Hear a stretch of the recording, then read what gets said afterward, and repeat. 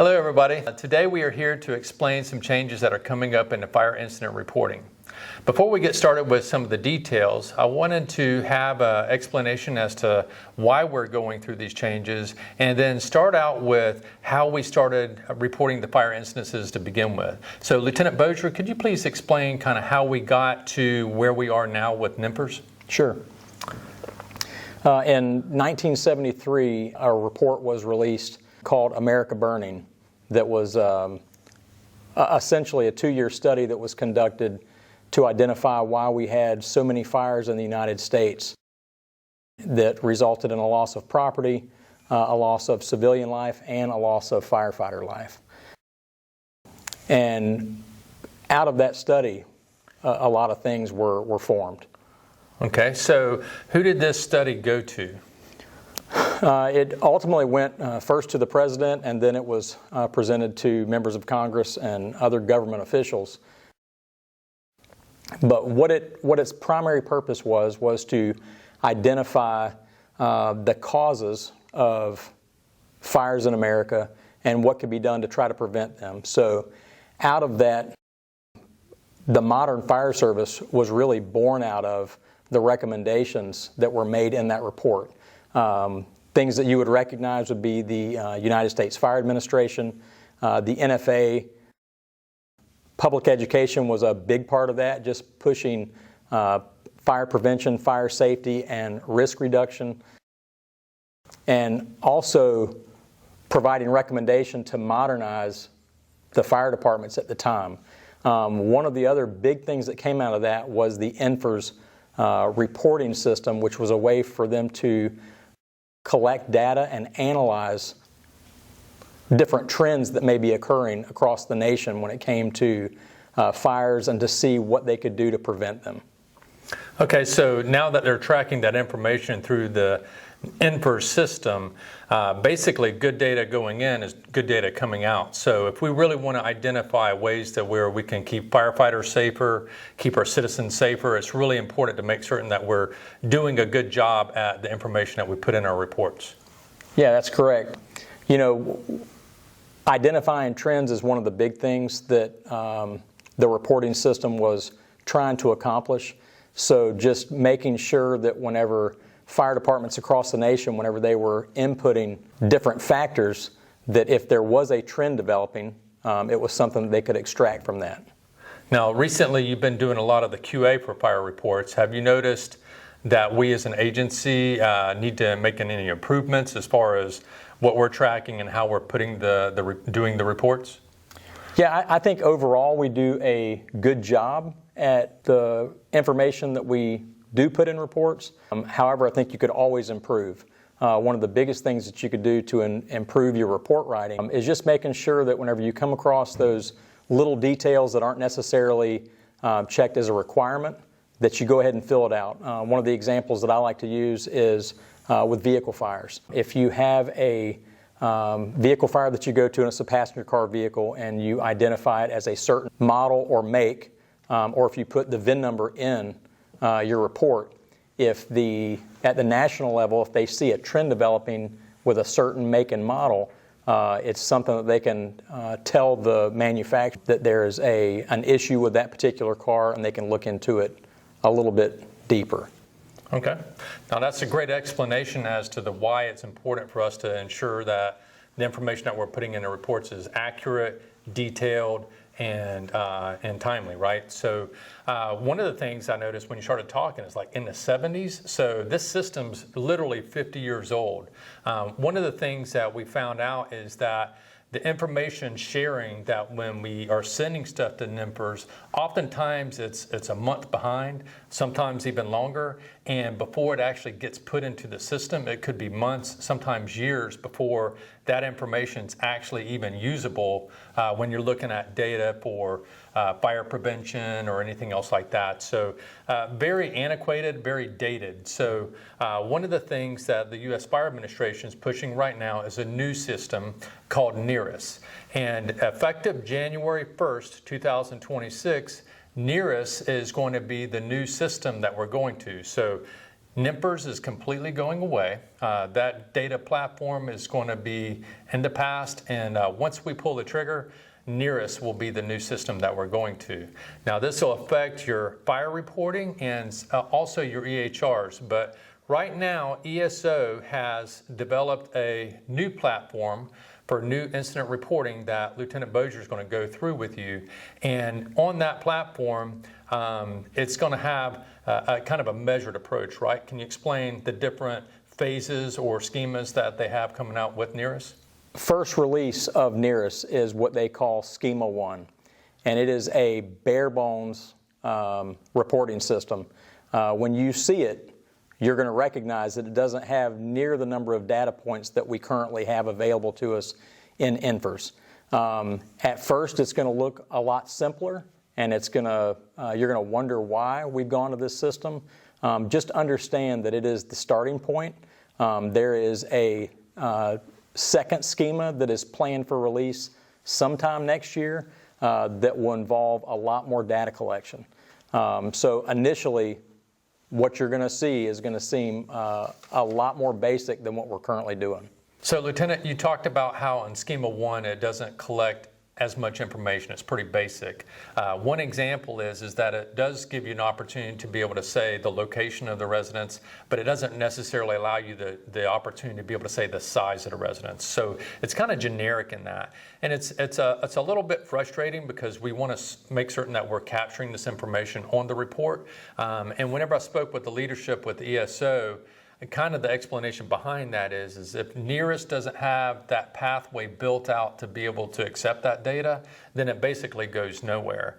So some of this information we're going to be asking you guys to capture in the narrative, so that way if we do get requested to bring out the report for insurance purposes or whatever, we're still able to provide that information. But a lot of these fields may not necessarily be available on this first phase just because it's something that NERIS hasn't been able to accept yet. I'm pretty certain by looking at phase 2, it looks like a lot of that information will be captured in the newest update with ESO's fire incident reporting. Okay. Now on that, the reason why we're having Lieutenant Bozier going over that reporting system is to show you how we're wanting to make certain we capture all the right data points that we're wanting to still capture, and then basically to kind of identify how those new things are going. We will have to be patient as these new schemas or phases come out to ensure that we're able to be flexible and that this is going to be a fluid process. So that's kind of the why we wanted to have this video, is to ensure that you guys understood that it is going to be a phased approach. It's not something that once we turn the trigger on that it's going to be the way it's going to be. We have to remain fluid with this process. Ultimately, the goal is that we'll have a lot more data that they're going to be tracking, and it's going to come through the system automatically. So once you save your report, it automatically goes and downloads to the NERIS system and will be available for reports on the back end for us to be able to evaluate. So real-time data for us to look at the last quarter, how many fires we ran, what the fires were, any firefighter injuries or civilian injuries and stuff like that. So it'll really help us to modernize the way we look at fire data.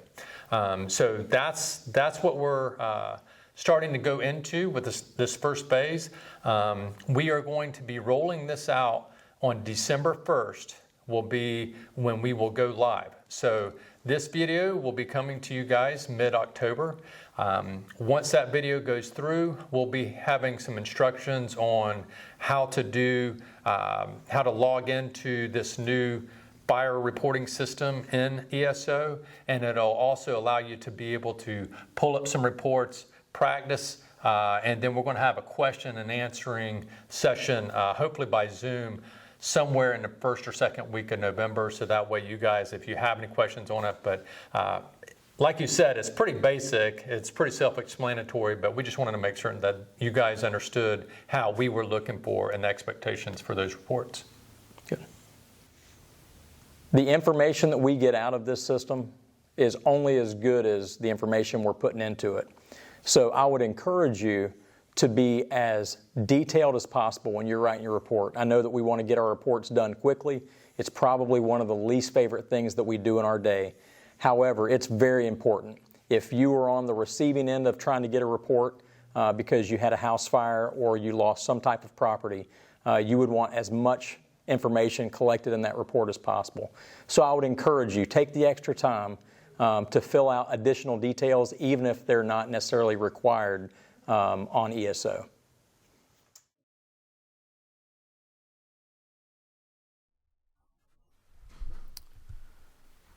Okay, so I'm going to walk through one of these new fire incident reports on ESO. You'll find it should have a new tab that's been opened up to you right next to the old incidents tabs listed as fire incidents, and it has the new symbol next to it. Click on that. You can pull in any call that you want to. You can go up here to the import button. You can look for any call that you want to import the basic information. It'll open up a new call, and then you can feel free to play with it all you want. For the example, I'm going to open up this call. We'll start in the core tab, which has replaced the basic information tab in the old fire incident report. You'll notice it has the same information, incident number, everything from CAD when everything goes live should auto-populate. Anything that doesn't, obviously we're going to work on trying to fix to streamline everything. So for the primary incident type, I am going to choose an alarm.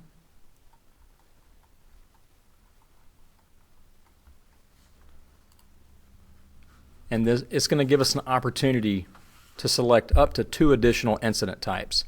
So for this example, I'm going to do this as a dispatched as a fire or smoke alarm, and then actually what we found when we arrived on scene was a confirmed structure fire, and we'll just call it a room and contents fire for now.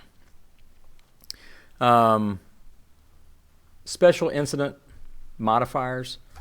This is where you can describe the magnitude or class of the incident. For example, if this was an MCI, a federal or state declared disaster, you could open this up and you could check that box if it was anything bigger than a normal call. Under your actions taken, you can choose as many actions as you like here. This is the only place that we can find so far in this new reporting system to where your actions can be listed. So for example, if you were the first arriving suppression unit and you started off by doing an interior attack, you would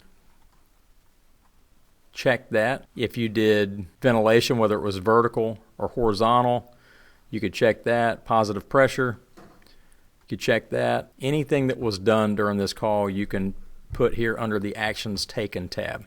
Obviously, if there was no incident found or if you staged or got canceled, you would check one of these boxes, but since we've already selected what we've done, you can't select that anymore. Your dispatch or run number should auto-populate. Was this an automatic alarm, yes or no? You check one of those. Any aid given or received, similar to what we do now, whether it's automatic or mutual aid. And then if we have a non-fire department aid type, whether we had utilities respond, law enforcement, you would check the appropriate box. Under agency assignment, we could add any of this information. Eventually, this may be a way for us to track specifics on calls, such as the number of fires ran by Battalion 6 on C shift. Again, the more information you put in these reports, the more data that we can extract later on based on whatever we want. Okay, so one of the last things that you want to check is the report writer, which should be yourself if you're the one writing the report. You have the option to hit save or next. I've played with this several times. It saves it automatically, even if you come over here and just go to your next section, but feel free to do whatever makes you comfortable. So under the narrative tab, the first narrative box is the incident impediment narrative. It's asking you to describe any obstacle that you may have encountered or anything that may have impacted the incident. Per the data dictionary, it could be anything that impeded your response to the call, whether it was traffic or another incident, incident operations such as hoarding conditions or unknown hazards. They have encouraged us to fill this box in if you do have anything. If you don't, leave it blank. The second narrative box, this is what we would use to tell the story of the incident, similarly to the way that we currently do it. This is where your main incident narrative is going to be typed at. So under the location tab, address should auto-populate. If it doesn't, you can manually enter the information. You can use the address bar as a search bar, similar to the way that you would use in Google Maps. And as you type, it will help populate an address for your city. So the location type and usage, similar to what we have in Infers Now, you just do your drop down. You'll scroll down and find the appropriate tab. So if you had a single family house, this what you'd choose, be detached. If it's asking you, is the location in active use? Is it being used for what its designed purpose is? Yes. Is it being used as intended? Yes. Does it have a secondary use that impacted the incident response? For example, if you say yes, it's going to ask you what that secondary use is, and it is essentially the same drop down as what the primary use was just above it.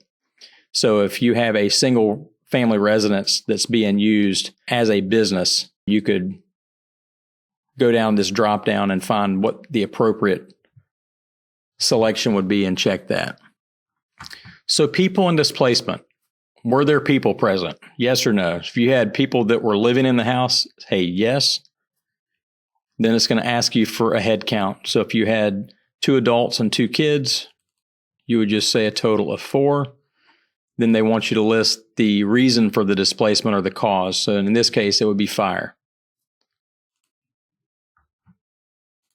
The incident times tab, again, this should auto-populate. If it doesn't, we're going to have to add times into this.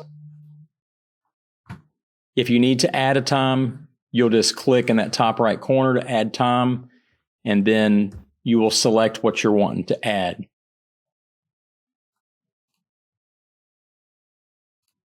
Under resources, this section gives you the opportunity to add units or personnel. It should auto-populate all units from CAD, but it also gives you the option to add if needed. Although CAD will auto-populate the units, it will not show the personnel for each unit. So you're going to have to manually input each person on each unit. You will also need to select your response mode to the scene as either emergent or non-emergent. One of the things that we've noticed in here is that it does not give each unit the ability to select what action they took on the call. So if I open up truck 23, its unit name auto-populates. The response mode to the scene, it will give you the times for that unit. You have to add personnel. So again, come in here, type who you're looking for. You can add more identifiers if you choose to. And then if you add multiple people to the call, this button right here is just going to identify who the report writer was. So if you select that, it identifies that person as the report writer. You can also do a drop down and select from a number of different people.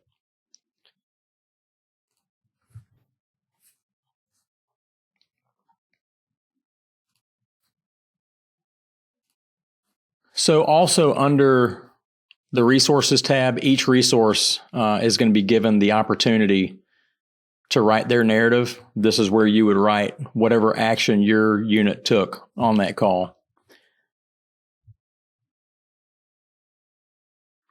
Once your narrative is complete, you can hit mark as complete.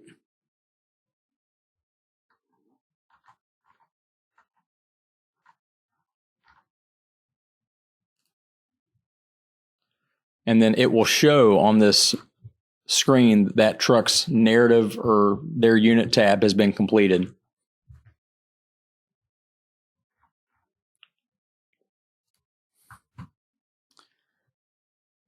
So under the fire tab, it's going to have several questions that it asks you. What did you use to extinguish the fire? If you used a hose line, it's going to ask you what size it was.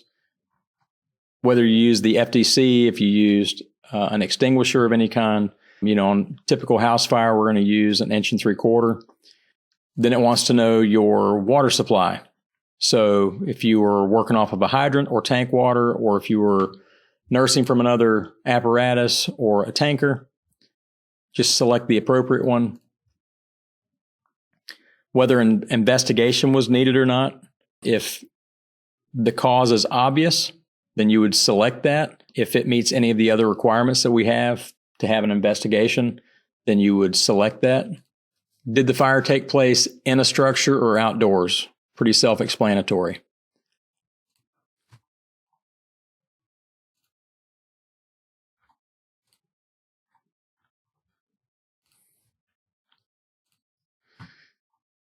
So if you click that an investigation is needed, it will open up another drop down of what type of investigation is needed. If it is, you need the state fire marshal or an outside fire agency or formal arson or fire investigator, it'll give you the opportunity to select that. If you select no, then it will get rid of that tab. Under structure, it's going to ask you what the conditions were on arrival. We will say on this one we had smoke showing. The next question is did the fire stay contained to what you found upon arrival, or did it progress beyond that? Again, it's going to be based on the scenario. Was there any damage to the structure? And you'll select minor or moderate. Floor of origin.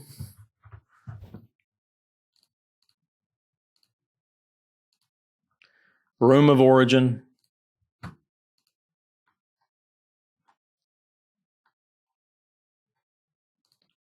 And then what the cause was.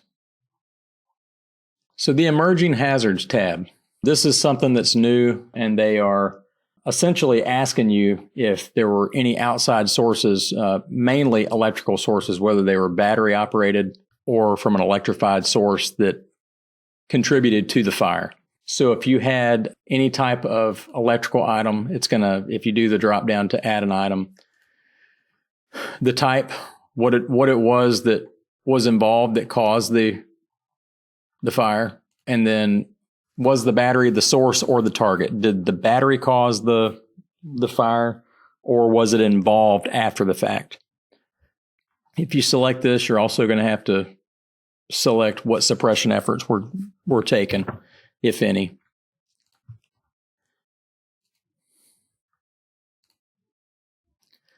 So the power generation tab is going to talk about different types of power being generated, whether it was from solar panels or wind turbines or some other source. If you had something like that involved, you would select it here.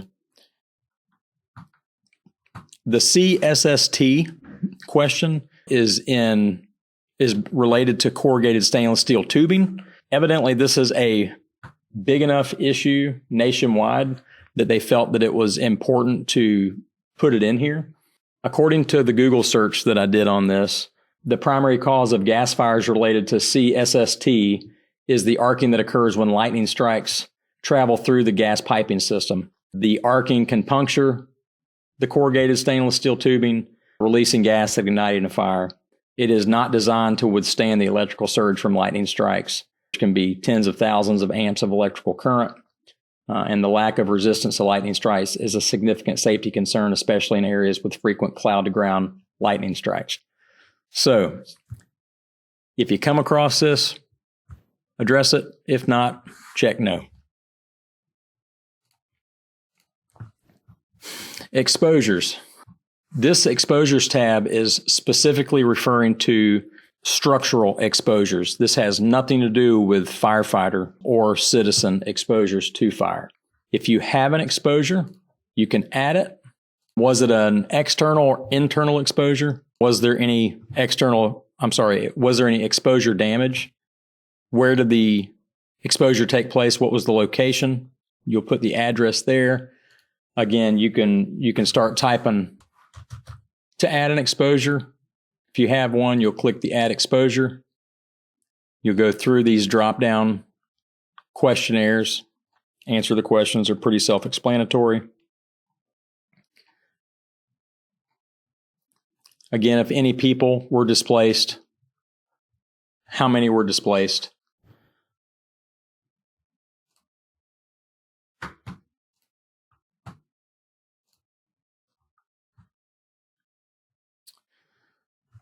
Risk reduction is just going to talk about the different safety measures that were in place on this structure.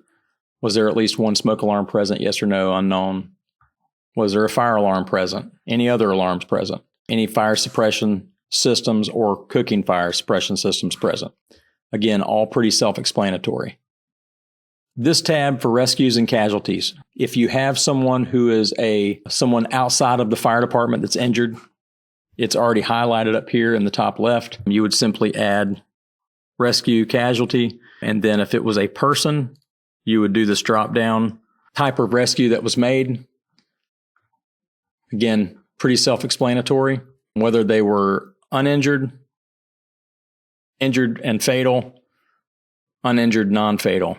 If you click uninjured, it's going to be relatively minimal information that you're going to have to fill out. Birth month and year, and then their gender and their race. If you click injured, non-fatal, it's going to open up casualty cause, what caused their injury. Injured, fatal, same thing. If you have multiples, you just keep adding rescue casualties in this top right button. If you have any animals that are rescued, there is nowhere to put the specifics of the animal. You just give a total count. Okay, so under firefighter, rescue, or casualty, if you have an injury or a rescue of any kind, this is where you would list it, okay? Again, pretty self-explanatory. If you have an injury of any kind, if you didn't need any assistance by any other personnel, if it was self-evacuation or no rescue needed, you just simply click that, and then you would list whatever the injury was, who the person was that was injured, their birth month and year, gender, and then you would give the rest of the information. When it comes to firefighter exposures, this is where we are going to document firefighter exposures. We're going to click on firefighter. It's going to open up this tab. We're going to say we want to add a rescue or casualty. We're going to do no rescue needed. And just for an exposure, so you go to a house fire or any fire, and you want to document the fact that you were exposed to flames, smoke, chemicals, runoff, anything related to that fire. You're going to select injured, non-fatal, whoever the person was, birth month and year, gender, race, rank, years of service, job classification. There was no Mayday call. Your unit. When did it happen? When you were working at the scene. Casualty cause. You would list it as an exposure. Under the casualty action, if it happened on the initial attack or while you're inside, I would list it as advancing or operating the hose line. If it was search and rescue, you could check that. Whatever you were doing at the time when you were exposed. And then your PPE that was worn at the time. You select all that are appropriate. Thank you so much for your explanation and that detail on how to do these new fire incident reports in ESO.